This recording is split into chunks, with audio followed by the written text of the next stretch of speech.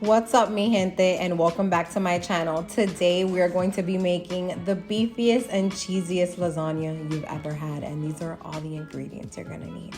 Just follow along. Right here we have some chuck ground beef and some medium Italian sausage.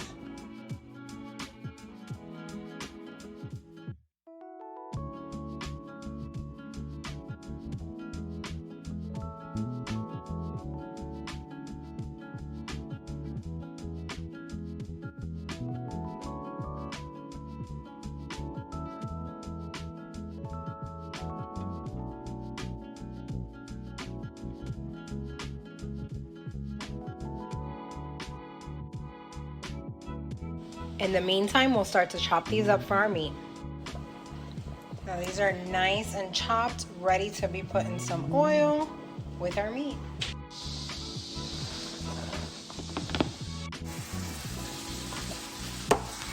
We'll continue to mix this up as it cooks slowly. Our meat is almost ready, so now we are going to start to prepare. We have everything opened up, and now